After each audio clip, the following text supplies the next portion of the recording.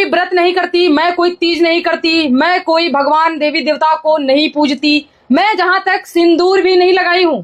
मेरे पति ठाकुर रमाकांत स्वस्थ और हेल्दी हैं। ये बात मैं नहीं कह रही हूँ, ये बात ये मैडम कह रही हैं। और सुनिए, ये भी कह रही हैं ब्राह्मणों की इस व्यवस्था से मैं बहुत दूर हूं और मेरे बच्चे सारे सरकारी ऑफिसर हैं और बड़े बड़े कॉलेजों में हमारी बेटियां पढ़ाती हैं। जहां तक हमारे आदमी भी सरकारी ऑफिसर हैं, जहां तक मैं भी सरकारी ऑफिसर हूं। इतनी बड़ी बड़ी बात मैडम ने बोल दिया। सोशल मीडिया पर करोड़ों लोगों ने इस वीडियो को पसंद भी किया। आइए आप भी पूरा वीडियो देखिए, दबा के शेयर करना, देखिए पूरा वीडियो।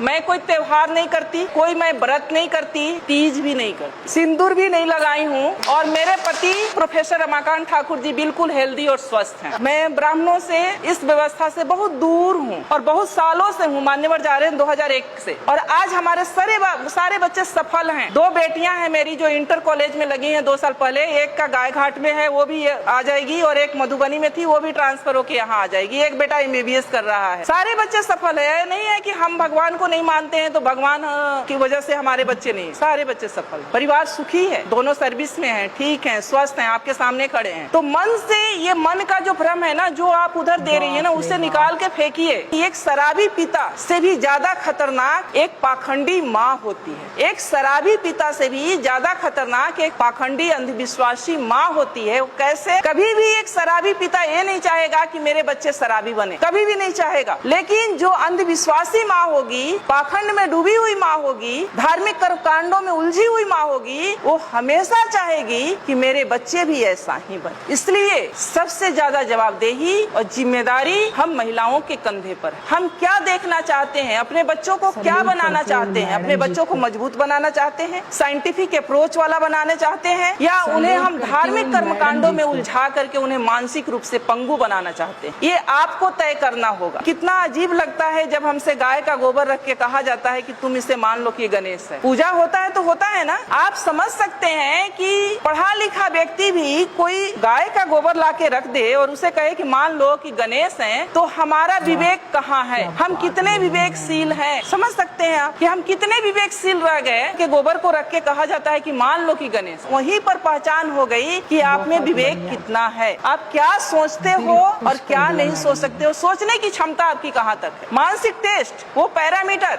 तो आप उन सब चीजों से निकले। बुद्ध शरण हंस जी लिखे हैं 4 खूंटे जिसमें हम लोग बंधे हुए हैं। उन 4 खूंटों को उखाड़ फेंकना है। पहला है ब्राह्मण पुरोहित। घर बनाते हैं हम, गृह प्रवेश किसके अनुसार होता है? गृह प्रवेश किसके अनुसार होता है? ब्राह्मण के अनुसार। बच्चे पैदा करते हैं हम, नामकरण कौन करता है?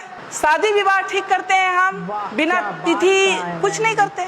तो वो जानता है, जबकि वो ऐसा है कि वो आपसे हो सकता है कि बिना पढ़ा लिखा ब्राह्मण हो, कुछ नहीं जानता हो, लेकिन वो जैसे नचाएगा आप वैसे नाचेंगे। दूसरा खूंटा है उनके शास्त्र, जो उन्होंने शास्त्र लिखे हैं। वेद है, उपनिषद है, गीता है, महाभारत है, मनुस्मृति है, जिसमें महिलाओं के लिए पता है आप लोग को क्या लिखा है? महिलाएं एक लता की समान है। लता मतलब समझती हैं, जो ये बेल होती है, बेल तुरई की बेल होती है, लौकी की बेल होती है, उसके समान है। यानी उसमें कोई दम नहीं होता है, कोई शक्ति नहीं होती है, उसको ऊपर चढ़ने के लिए सहारे की जरूरत होती है। उसी तरह से महिलाओं को माना है कि महिलाएं एक लता के समान है, जिसे बचपन में पिता के अधीन, युवावस्था में पति के अधीन और वृद्धावस्था में पुत्र के अधीन रहना चाहिए। आगे कहता है कि महिलाएं नरक की द्वार हैं। कितनी गालियां दी गई है। तीसरा है उनके त्योहार। मैंने अभी कहा कि त्योहार का मतलब होता है तुम्हारी हार, यानी हम जो भी त्योहार मनाते हैं, अगर उसका सही तरीके से विश्लेषण किया जाए तो हम अपने महापुरुषों के हार का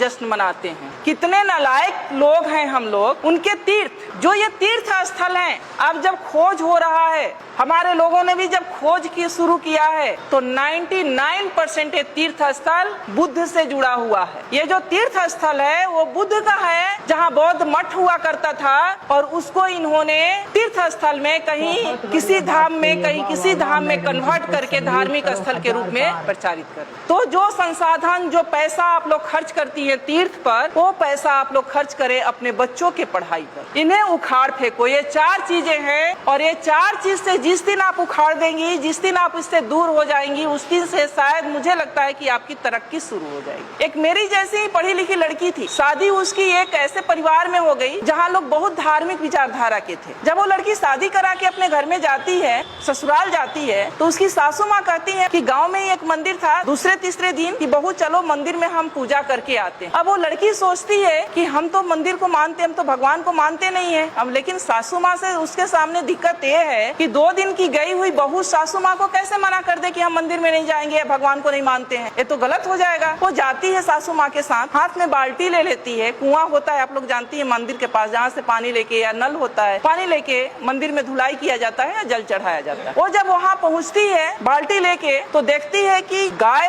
का मूर्ति बाहर बना हुआ है। वो गाय के थन के नीचे बाल्टी रख देती है। सासू माँ अभी ये गाय दूध देगी, घर ले चल के खीर बनाएंगे। उसकी सासू माँ हंसने लगती है कि मेरी बहू तो पागल है, पत्थर की गाय कहीं दूध देगी? मैंने तो ये सोचा था कि ये गाय दूध देगी और हम घर में जाके खीर बनाएंगे। वहाँ से बाल्टी उठा लेती है। फिर वो थोड़ा आगे बढ़ती है तो वहाँ पर शंकर जी का मूर्ति लगा रहता है, तो उनके गले में एक सांप फुफकार रहा होता है, तो वो डरने का नाटक करती है और पीछे हट जाती है, सासू माँ से चिपक जाती है। सासू माँ अभी तो ये नाग मुझे डस लेगा। फिर उसकी सासू माँ हंसती है कि क्या वास्तव में मेरी बहू पागल है क्या? ये कहती है कि पत्थर का नाग मुझे डस लेगा, तो कहती है तुम पागल हो गई हो क्या? ये तो पत्थर का है, ये क्या तुम्हें डस सकता है? सासू माँ उसको अंदर ले जाती है जहाँ एक देवी की मूर्ति रहती। फिर उसकी सासू माँ कहती है कि बेटा देवी के चरणों में ये सब चढ़ा के देवी से आशीर्वाद ले लो, ये माँ बहुत आशीर्वाद इनका फलीभूत होता है, तुम आशीर्वाद ले लो। जब ये बात उसकी सासू माँ कहती है तब वो लड़की कहती है, अपने सासू माँ के चरणों में गिर जाती है, कहती है कि माँ पत्थर की गाय अगर दूध नहीं दे सकती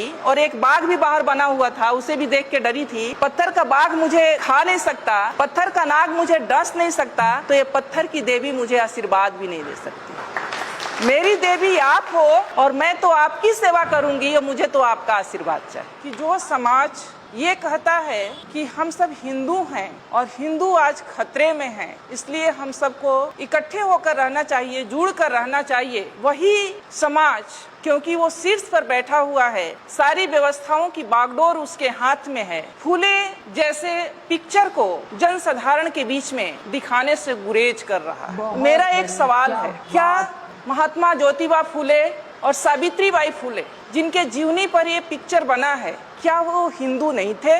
क्या वो हिंदू व्यवस्था को नहीं मानते थे? और अगर वो हिंदू व्यवस्था को मानते थे, हिंदू थे, तो फिर इस पिक्चर को जनसाधारण के बीच दिखाने से गुरेज क्यों? ये एक बहुत बड़ा सवाल है जो सिर्फ मेरे नहीं, जो लोग आज एक झंडे के नीचे एकत्र होने के लिए हिंदुत्व के नाम पर मरे जा रहे हैं, उनको सोचने वाली बात। सावित्री बाई फूले और ज्योतिबा फूले एक ऐसा नाम है जिन्होंने आपको आज इस स्थिति में बैठने का हक दिया। अगर मैं आज एक प्रोफेसर हूँ तो इसका भी श्रेय ज्योतिबा फूले और माता सावित्री बाई फूले को जाता है, क्योंकि अगर वो ये प्रयास नहीं किए होते तो हम महिलाएं ना कोई डॉक्टर बनता, ना इंजीनियर बनता, ना प्रोफेसर बनता। सिर्फ महिलाएं ही नहीं, कोई भी एससी एसटी ओबीसी का व्यक्ति और सभी वर्ग की महिलाएं, मैं कहती हूँ कि महिलाओं का मतलब सिर्फ एससी एसटी ओबीसी की नहीं बल्कि सामान्य वर्ग की भी महिलाएं, सभी वर्ग की महिलाएं आज जो कुछ भी हैं हम लोग, वो हम माता सावित्री बाई फूले और ज्योतिबा फूले की देन।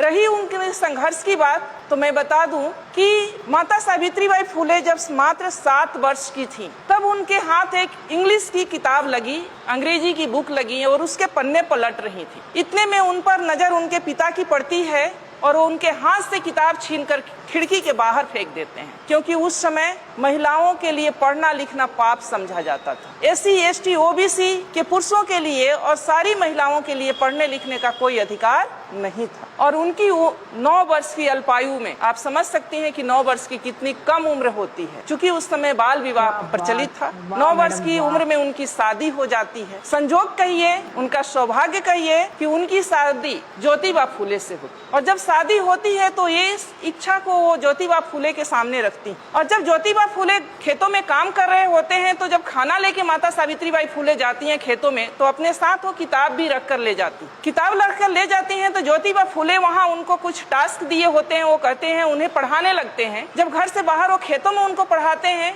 कुछ दिन के बाद इसकी चर्चा उनके पिता तक पहुंचती है कि ज्योतिबा फूले अपनी बहू को यानी अपनी पत्नी को पढ़ना लिखना सिखा रहा। क्योंकि उस समय महिलाओं के लिए पढ़ना